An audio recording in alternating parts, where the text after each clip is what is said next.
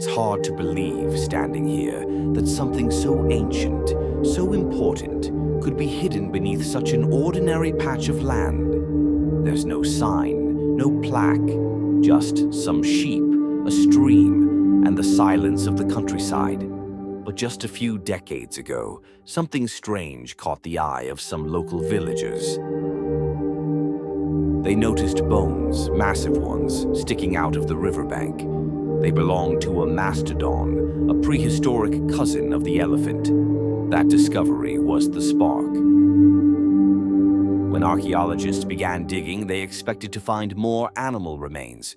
What they didn't expect was to uncover the remains of an entire human settlement. They found evidence of people, real people, who lived here over 14,000 years ago. A small community, maybe 20 or 30 individuals, living together on this very ground. There were shelters, fire pits, garbage dumps, workspaces. One structure stood out. A long hut, almost 20 meters in length. That's about the length of 2 city buses. Pretty hard to imagine when all you see is this grassy field. This log here, it's around 7 meters long. 10 meters takes us just to the edge of that cold stream.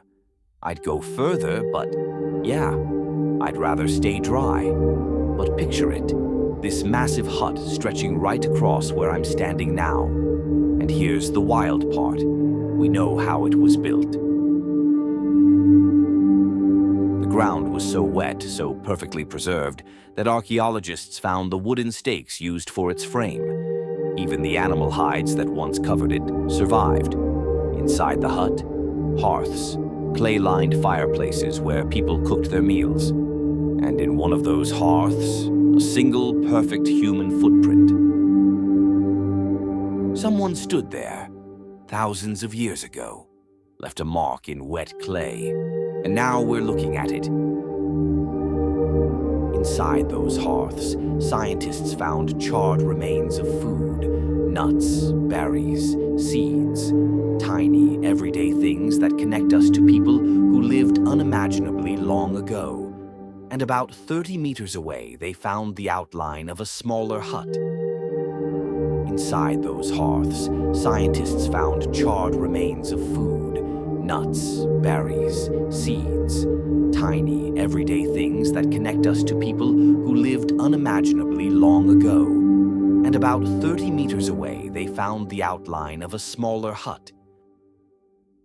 This is the oldest evidence anywhere in the world of humans eating potatoes. Right here in Monte Verde.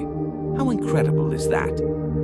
This site is more than just preserved, it's alive with memory. Monte Verde is one of the few places on Earth where we can step directly into the lives of people who lived so far back in time, it almost feels impossible.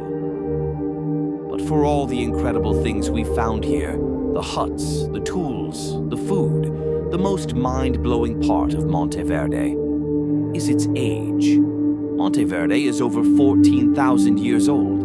That's nearly 1,500 years older than the Clovis culture, long thought to be the first humans in the Americas. In other words, Monte Verde didn't just change how we understand prehistory. It shattered the old timeline and forced us to rewrite the story of how humans first reached the Americas.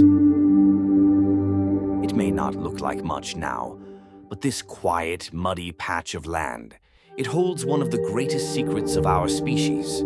Proof that humans were here, living, thriving, exploring, long before we ever thought possible. Monte Verde reminds us that history doesn't always announce itself with stone temples or towering pyramids.